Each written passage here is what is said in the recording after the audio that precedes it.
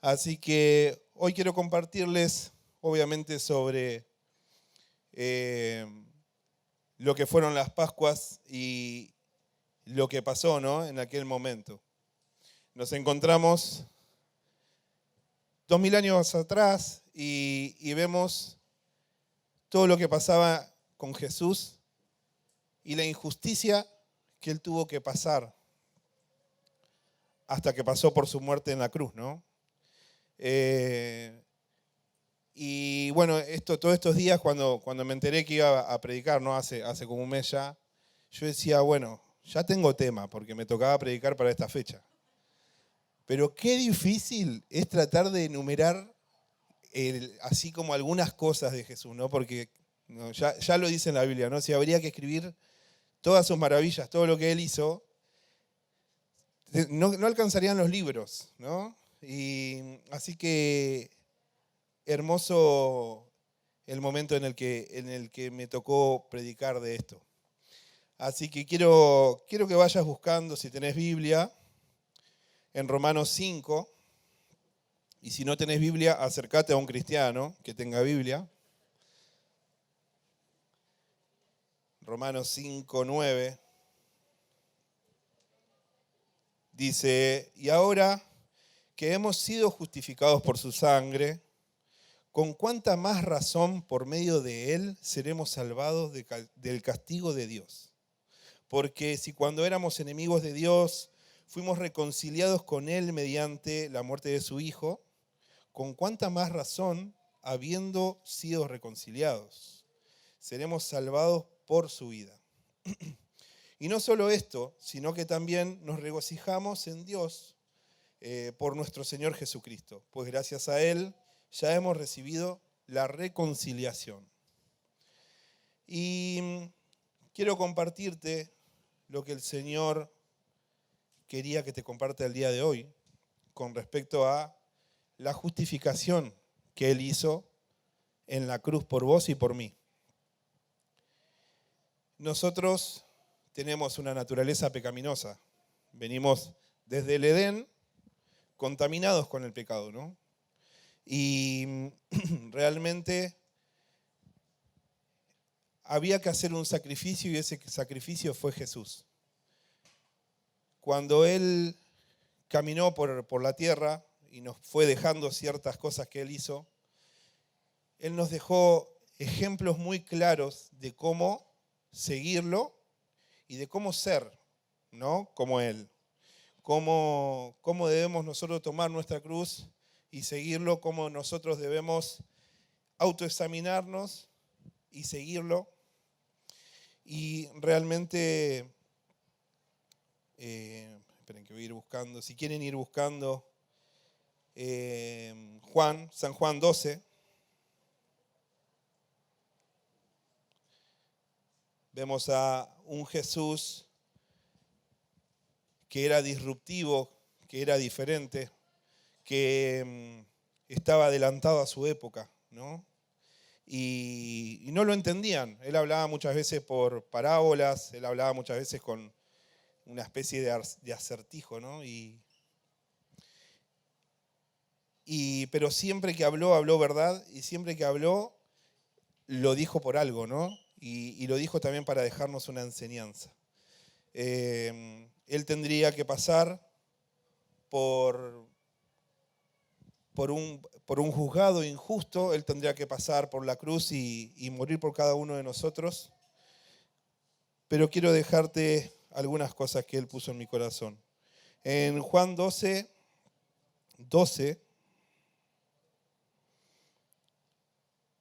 perdón, disculpen, Sí, Juan 12. Empezamos con algunos hechos que empezaron a desencadenar el final de la historia de Jesús, ¿no? El final de la historia en ese momento, el final que llevaría toda su crucifixión.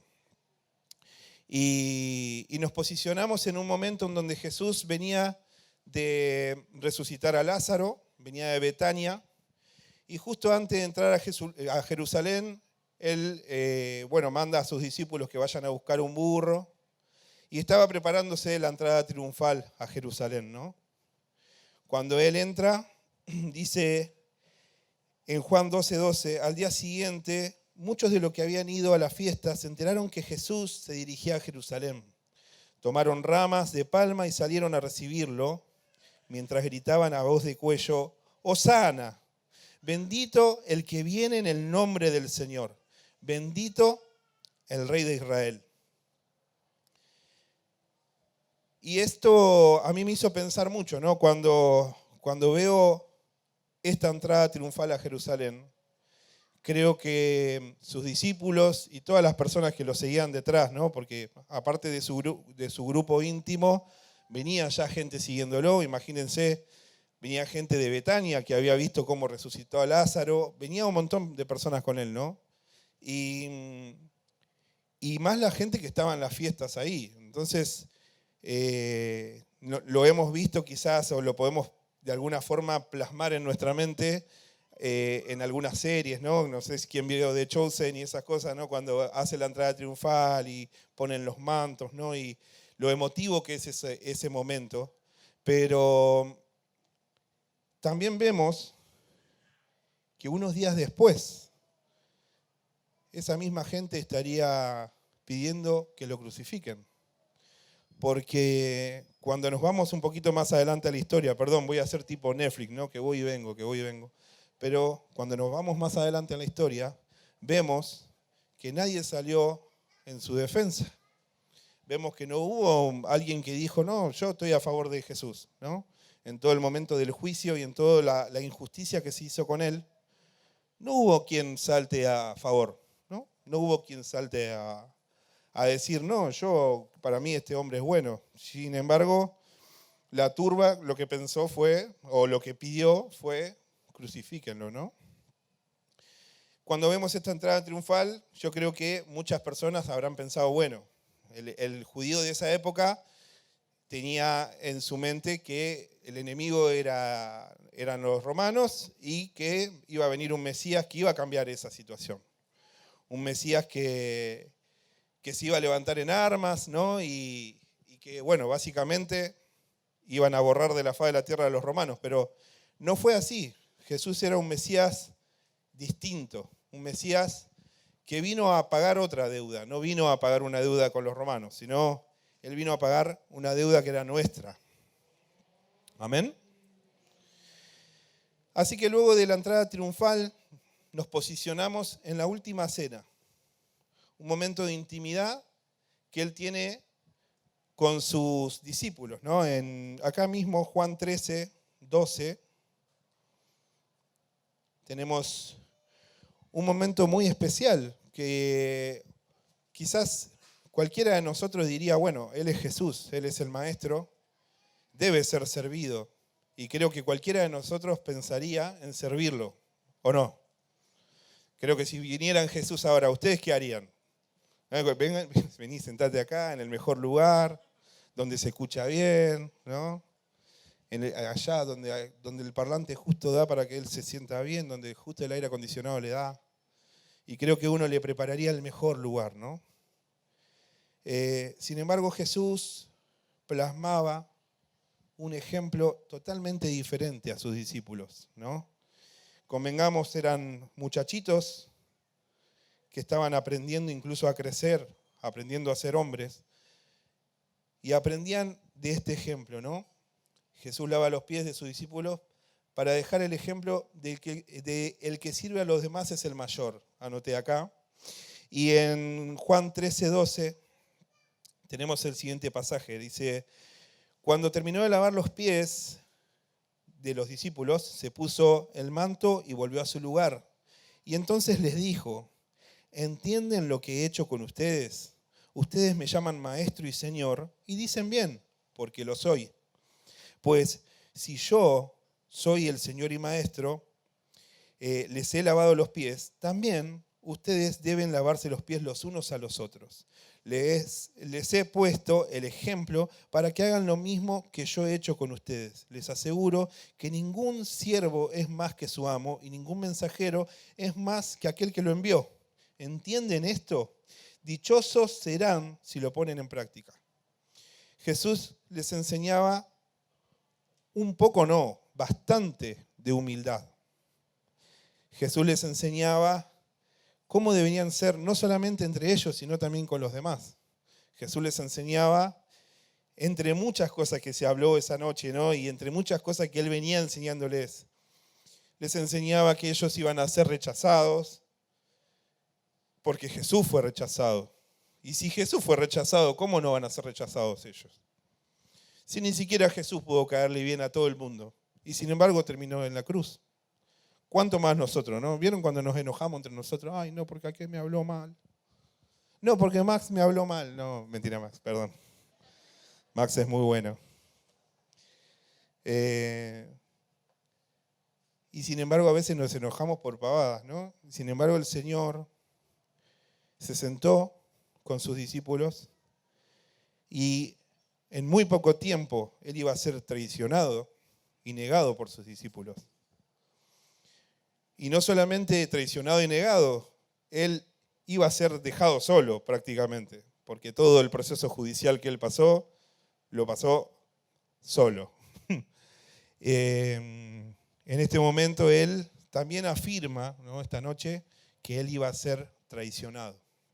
Y empezaron a debatir ahí, ¿quién lo va a traicionar? Y esto, y yo, soy yo, Señor, y esto y lo otro, ¿no? La otra vez miraba un video, perdón.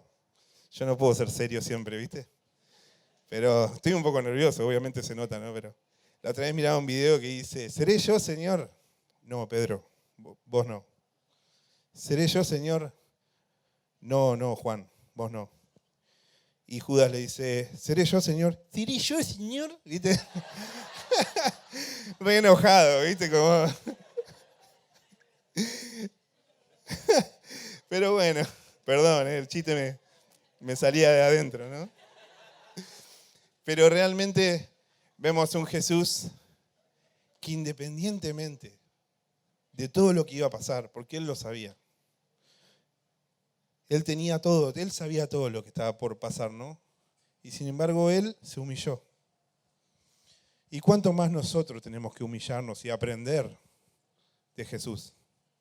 Es difícil humillarse. ¿A quién le gusta ser humillado? Levante la mano. Nadie. A nadie le gusta ser humillado. Pero a Jesús lo escupieron, lo golpearon, lo traicionaron, lo dejaron solo. Y a nadie le gusta ser humillado. Pero Él, que era el Rey de Reyes, Señor de Señores, el Hijo de Dios acá en la tierra, ¿no? Él fue humillado hasta la muerte. Y luego de esto nos posicionamos, después de todas las charlas, ¿no? Bueno, sí, tenemos el momento en el que Él dice quién lo iba a traicionar de alguna forma o que alguien lo iba a traicionar. Tenemos también el momento en el que Pedro dice, no, yo con vos hasta el fin del mundo, ¿no? Y le dijo, mirá, Pedro, vos antes que cante el gallo, 3 veces me vas a negar, no una, no 2, me vas a negar 3, ¿no? Y bueno, a Pedro me imagino, ¿no? Yo creo que Pedro era medio argentino también, ¿no? Pedro, viste, nada, yo hasta la muerte con vos, sí, vamos, que esto, que lo otro, y bueno, Pedro en la primera de cambio se acobardó. Y luego de esta situación, y luego de las charlas que tuvieron ahí, sí, perdón, hice lío. Volqué todo el agua. Luego de esta situación, Jesús toma a Pedro, a Santiago y a Juan. Y si quieren pueden ir buscando Mateo 26, 36, porque acá no sé por qué Juan parece que se olvidó de un detallito, ¿no? Como me gusta leer Juan, porque escribe de él en tercera persona, ¿no? Él mismo se pone el discípulo que más amaba a Jesús, el que siempre estaba con Jesús. Mateo 26, 36, vayan buscándolo. Nos posiciona en el Getsemaní, un momento en donde vemos una humanidad de parte de Jesús impresionante, ¿no? Y yo creo, tengo mis ciertas dudas con respecto a ciertas situaciones, ¿no? La Biblia no explica todo, entonces deja un poco de libre albedrío para que nosotros podamos un poco pensar, y la palabra de Dios es viva y es eficaz, entonces ayuda en muchos aspectos y en muchos momentos de la vida. Entonces, cuando vemos a Jesús en el Getsemaní, yo lo vi desde este lugar, lo vi quizás como padre, y ahora te explico por qué. Vemos a un Jesús que se recontrahumanizó y empezó a sentir miedo y angustia. Eso es lo que dice la palabra. Y dice, luego fue Jesús con sus discípulos a un lugar llamado Getsemaní y dijo, siéntense aquí mientras voy más allá a orar. Se llevó a Pedro y a los 2 hijos de Zebedeo, como ya había dicho, Santiago y Juan, ¿no? Y comenzó a sentirse triste y angustiados. Y él les dijo, es tal la angustia que me invade que me siento morir. ¿Alguna vez sentiste esa angustia en tu vida? Yo creo que todos en algún momento sentimos esa angustia. Siempre recuerdo cuando mi mujer entró al quirófano con nuestra primera hija y sentía esa angustia de ¿qué estará pasando ahí adentro, no? Bueno, hubo algunas complicaciones y el tiempo de espera se hizo como medio largo. Y nada, sentía esa angustia, ¿no? Y dijo, quédense aquí y manténganse despiertos conmigo.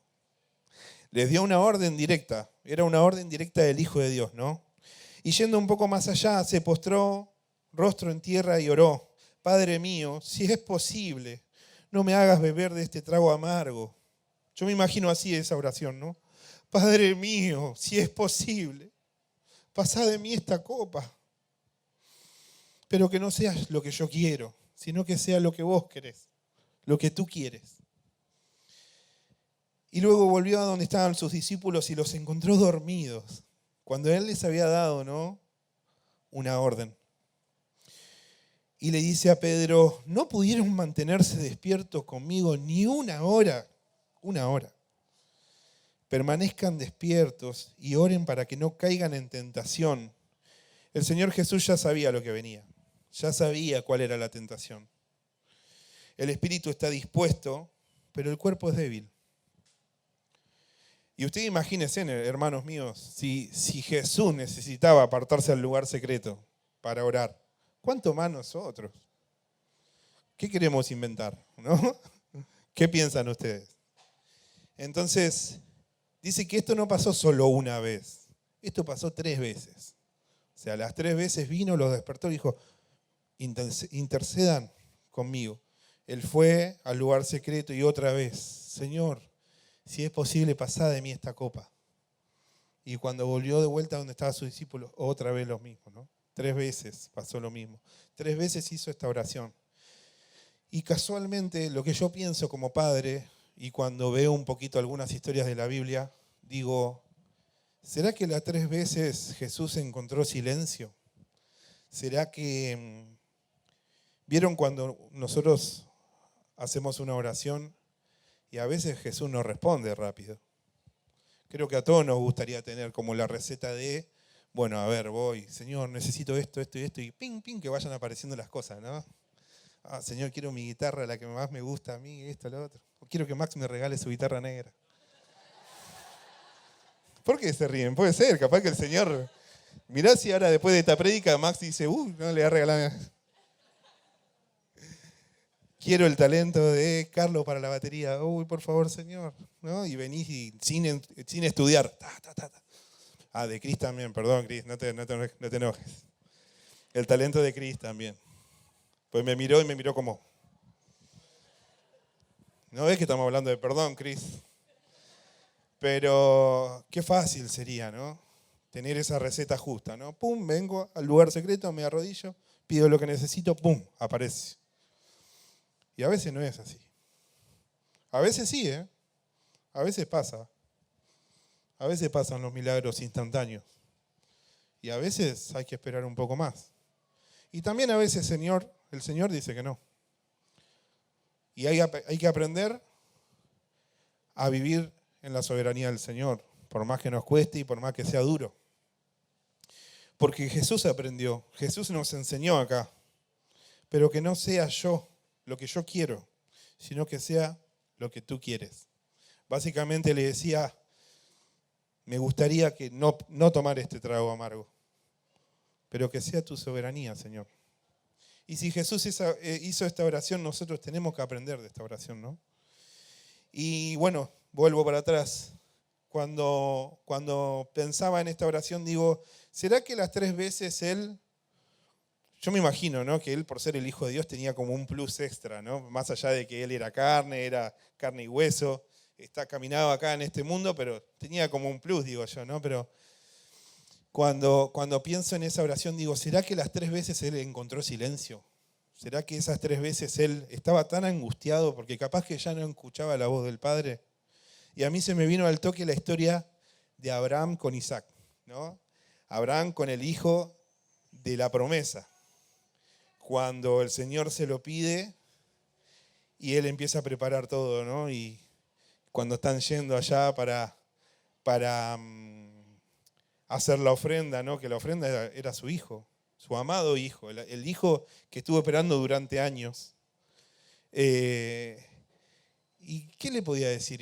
No, Isaac le habrá dicho, ¿y dónde está el corderito para sacrificar, ¿no? Y yo creo que en ese momento como padre, ¿qué haríamos? ¿Qué harías vos como padre, Rodo, si te pidiera a Dani?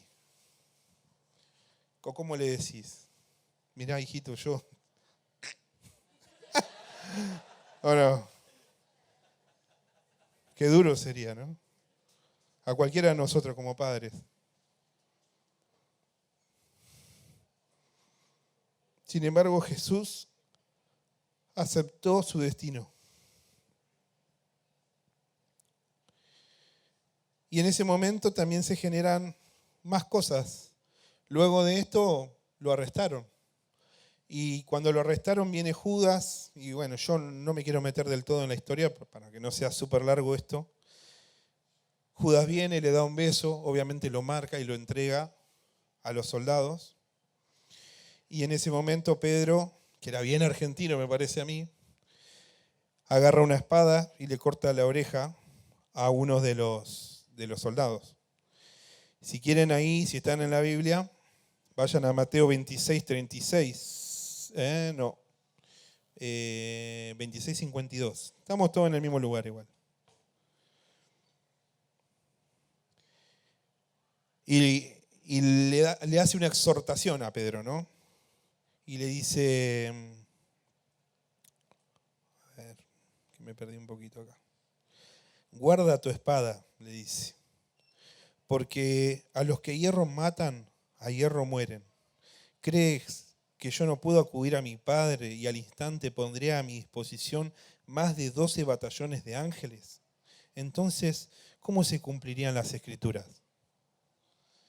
Él seguía teniendo fe en el Señor, sabía que tenía que aceptar la soberanía de Dios, pero sabía también que Dios seguía siendo su Padre, más allá de que Dios quizás haya guardado silencio unos minutos antes. Y bueno, ahí pasa todo, ¿no? El resto de cosas. Jesús agarra la oreja del piso, como este papelito que está acá, ¡puc!, y se la pega al soldado. Borró el crimen, ¿no? Y se lo llevan a Jesús. Se lo llevan a un proceso judicial totalmente injusto. Totalmente injusto. Y pueden ir un poquito más adelante al 62. Llega un momento que lo llevan a la casa de Caifás y en el patio de la casa nomás empiezan a juzgarlo. Ahí empieza el proceso judicial de Jesús. Totalmente informal, ilegal, pero bueno, Jesús igual se entregó, porque él sabía lo que tenía que hacer. Y dice, poniéndose en pie, en el 62, 26, 62, poniéndose en pie el sumo sacerdote dijo a Jesús, ¿no vas a responder? ¿Qué significan estas denuncias en tu contra? Pero Jesús se quedó callado, así que el sumo sacerdote insistió: te ordeno en el nombre de Dios viviente que nos digas si eres el Cristo, el Hijo de Dios. Y Jesús podría haber guardado silencio, porque no tenía ninguna prueba contra él. No había prueba que lo incrimine de nada. No había prueba. Él se podía quedar callado, en silencio, y no tendrían cómo agarrarlo, ¿no? Cómo llevarlo hacia Pilato y decir, bueno, este está diciendo que es el Cristo. Cristo es un título. Cristo no es tipo un apellido, ¿no? Jesucristo, ¿no? Es Jesús, el Cristo, ¿no? Era el Salvador, era el Rey, eran los que ellos esperaban. Pero yo les digo, bueno, ahí dice, no, tú lo has dicho. Lo cortamos ahí. Y ahí empiezan a acusarlo de blasfemia, ¿no? Que él había blasfemado, que él cenaba en los sábados, ¿no? En el Sabbat, y lo llevan hacia Pilatos. Cuando lo llevan hacia... Bueno, perdón, disculpen, me adelanté un poco. En ese momento, en la casa de Caifás, cuando pasa todo esto y lo empiezan a acusar de esta forma y lo golpean, le pegan un puñetazo, después más adelante dice, ¿no? Entonces algunos escupieron en su rostro. ¿Quién se dejaría escupir en la cara, no? Sin embargo, él lo hizo. Y le dieron puñetazos, otros lo abofeteaban y decían, a ver, Cristo, profetizá, ¿quién te pegó? Ahí nomás, en ese momento pasa el momento de la negación de Pedro, ¿no? Y de repente alguien lo ve y dice, él estaba con ellos, él estaba con Jesús, él era uno de los seguidores. Y Pedro no lo negó una, sino como había dicho el Señor, lo negó una, lo negó dos y lo negó tres. E incluso tiró algunas maldiciones ahí como para decir, bueno, no soy seguidor, ¿no? Para que le crean, ¿no? Dijo algunas barrabasadas ahí y bueno, zafó, ¿no? En todo este proceso pasa todo el tema de Judas, que Judas de repente se da cuenta de que había manchado, había entregado a sangre inocente. Obviamente Judas ya saben cómo terminó, no terminó muy bien que digamos. A Jesús lo llevan hacia Pilato y Pilato, lo voy a hacer rápido a esto, ¿no? Pilato ya sabía que Jesús era un hombre justo, sabía que a él lo traían por celos, sabía que él iba de alguna forma en contra de los religiosos y los religiosos se levantaban en contra de él porque no lo querían predicando en las calles, no lo querían hablando, ¿no? Entonces querían silenciarlos. Pilatos busca una salida, ¿no? Dice, bueno, él es Galileo, yo no lo quiero juzgar, que lo juzgue Herodes. Herodes, otro más inoperante total, se lava las manos, se lo vuelve a mandar a Pilato. Y estos religiosos que estaban ahí, Caifás y toda su seguidilla, confrontan a Pilato desde la inteligencia, ¿no? Y dicen, él dice que es un rey. Y si él dice que es un rey, está en contra del César. Y si él está en contra del César y vos no lo juzgás, entonces vos también estás en contra del César. Y los tipos dijeron, ya, lo tenemos a Pilato, ¿no? Pilato sabía que si le daba el brazo a torcer a los religiosos, él perdía mucho poder ante el pueblo. Entonces, Pilato le pregunta a Jesús, ¿vos sos el rey de los judíos? Y Jesús otra vez podía haberse quedado callado y sin embargo, él dice que sí, ¿no? De alguna forma le dice, tú lo has dicho. Así que es castigado. Pilato tenía que darle un castigo porque se había supuestamente levantado contra el César, pero Pilato sabía que condenarlo era una injusticia, era un hombre inocente. Sin embargo, Pilato al lavarse las manos, ¿no? Él hace todo esto de lavarse las manos y de ahí que viene la frase, ¿no? Claro, vos te lavas las manos. En ese momento igual lo estaba condenando a Jesús, ¿no? Lo castigaron y él lo entregó para que hagan lo que quieran con él. Ya sabemos cómo fue la crucifixión, el momento de la crucifixión, ¿no? Y lo único que me había marcado para poder hablar de este final, que fue en la cruz, fue el momento en donde dos ladrones que estaban siendo crucificados con él, uno se le burla y le dice, si vos sos el Hijo de Dios, bajate de ahí, ¿no? Sin embargo, el otro ladrón, de alguna forma recapacita y dice, no, este hombre es inocente, él no debería estar acá. Nosotros estamos pagando por lo que hicimos, pero él no debería estar acá, ¿no? Y acá algo que nos rompe la cabeza, ¿no? Quizás a los cristianos de años que vienen de la vieja escuela, el hecho de que Jesús perdonó ahí nomás a esa persona, ¿no? Le dijo, de cierto te digo que hoy vas a estar conmigo en el paraíso. Hoy vas a estar conmigo en el paraíso. ¿A quién le gustaría estar con Cristo en el paraíso? ¿Sí? ¿A la iglesia no le gustaría? ¿A quién le gustaría? A mí me gustaría. ¿Qué experiencia sería, no? Obviamente no estoy diciendo quién se quiere morir hoy. Lo que quiero decir es quién quiere estar con Jesucristo, quién quiere estar con Jesús en el paraíso. Ver qué está pasando allá, ¿no? Y llega el momento de su muerte, plagado de mucho dramatismo. Pasaron un montón de cosas ahí en ese momento, pero no quiero tocar tanto el tema, pero a él lo crucifican y lo matan. Y si hay algo que quería compartir con vos, obviamente mi mensaje no termina ahí.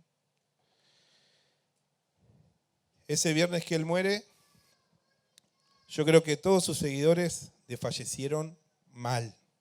Todos aquellos que tenían fe en lo que Jesús decía, bajaron los brazos mal, ¿no? Sin embargo, el domingo, él resucita. ¿Y quién da gloria a Dios porque Dios resucitó? Jesús resucitó. Amén. Cuando Jesús resucita, se le aparece a María Magdalena y dice que vaya a avisarles a los discípulos y a Pedro, ¿no? Que él había resucitado.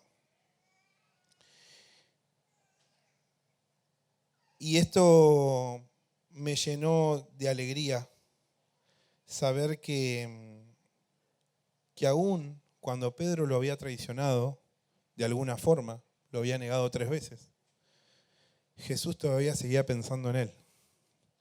Y eso a mí Johnny, si querés pasar. Eso a mí me rompe la cabeza porque digo, todavía Jesús, después de haber sido entregado, molido a golpes, haber pasado todo ese proceso, y sin embargo cuando Él vuelve, Él pide por los discípulos y por Pedro, ¿no? Quien lo había negado 3 veces. Y bueno, de acá el famoso momento, ¿no? en el que ya Pedro y algunos de los discípulos están pescando y Jesús aparece para hablarles, ¿no? Para decirles, ¿y pescaron algo, muchachos? Y básicamente fue algo así, ¿no? ¿Pescaron algo? Y ellos dijeron que no.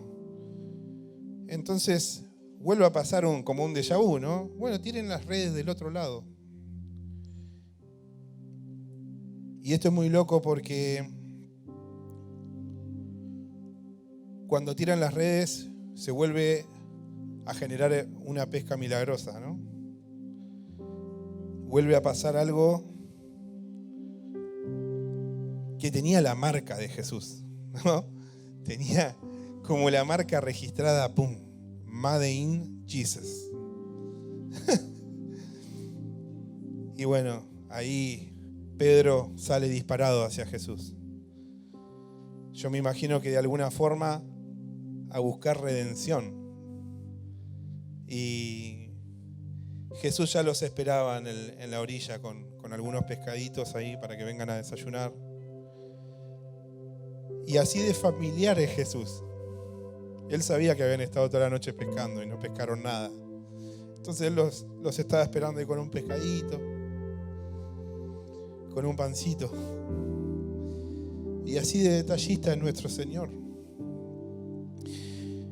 Y le pregunta a Pedro, ¿vos me amás? Y Pedro le dice, sí, yo te quiero, Señor. Entonces apacienta mis corderos. Y le vuelve a preguntar, Pedro, ¿vos me amás? Y Pedro le vuelve a decir que sí, sí, yo te quiero, Señor. Entonces, apacienta mis corderos. Y por tercera vez le pregunta a Pedro, pero ahora le cambia la pregunta, ¿no? Le dice, Pedro, ¿vos me querés? Y Pedro se pone triste. La Biblia no dice por qué se pone triste. Pero me imagino que Pedro pensó en ese momento en el que lo había negado por tercera vez, antes de que cante el gallo. Y se debe acordar del momento en el que cantó el gallo y dijo, ¿qué hice? No sé si en ese momento Jesús lo habrá mirado, como pasa en las películas, ¿no? Pero si cruzaron una mirada, me imagino que es una mirada que nunca se le borró del corazón a Pedro, ¿no? Y sin embargo Jesús volvió a buscarlo. Por amor. Porque la naturaleza de Dios y la naturaleza de Jesucristo, que son el mismo, es de puro amor. Y por amor, Él entregó gracia para Pedro. Y entregó gracia para vos y para mí. Él volvió a buscarlo a Pedro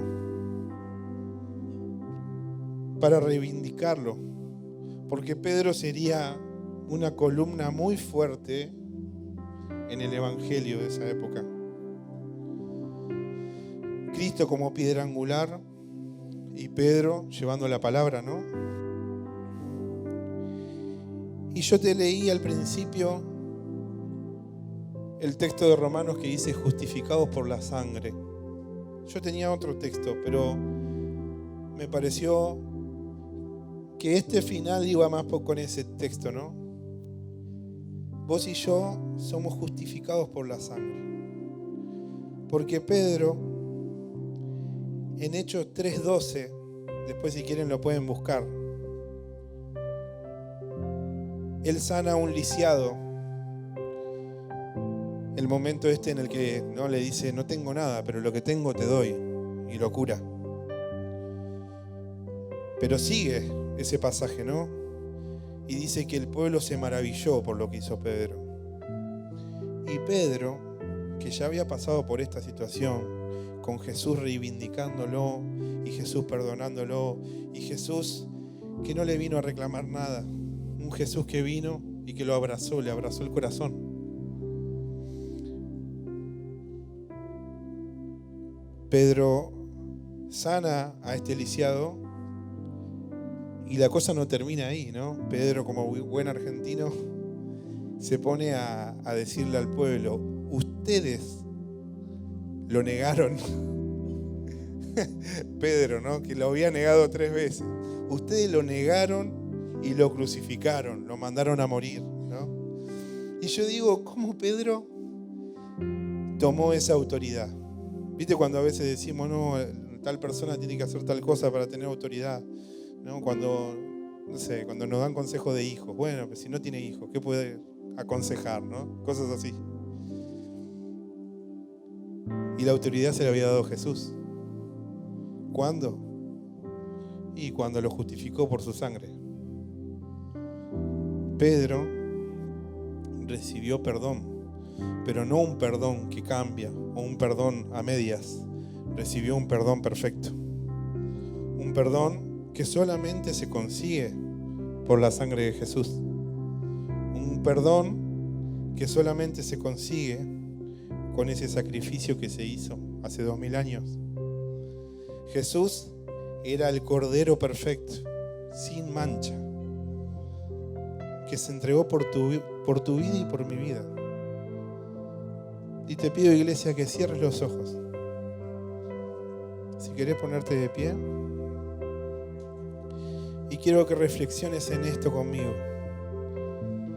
Jesús volvió por Pedro, por amor. ¿cuánto más va a volver por nosotros, por amor? Él lo negó 3 veces. Y sin embargo, Jesús volvió y lo perdonó. Así que hoy es un momento muy especial, porque recordamos lo que Jesús hizo en la cruz. Recordamos su entrega. Recordamos que su muerte no fue en vano. Y si nosotros negamos eso, de alguna forma, si nosotros negamos esa justificación que hay por medio de la sangre de Jesús, negamos a Jesús. Entonces, hoy quiero decirte, si hay algo por lo que vos pensés que Jesús no te perdonó, es un error. Si pensás que no vas a obtener perdón de parte de Dios, es un error.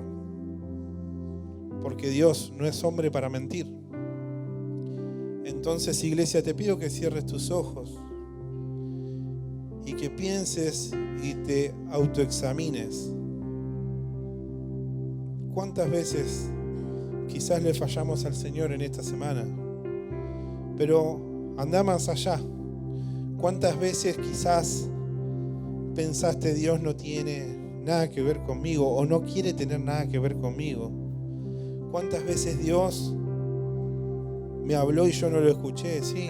¿Cuántas veces lo negué? ¿Cuántas veces no seguí su palabra? ¿Cuántas veces me hice daño a mí mismo? Y yo quiero decirte, iglesia, el enemigo no tiene poder sobre tu vida. Satanás no tiene poder sobre tu vida. El poder se lo das vos. Entonces, lo que tenemos que hacer como iglesia, como cuerpo de Cristo, primero es estar unido al cuerpo y a la vid verdadera que es Él. Pero sobre todo, entender que el poder hay que dárselo al Señor, porque Él es el dueño de todo el poder, de toda la gloria y de toda la honra.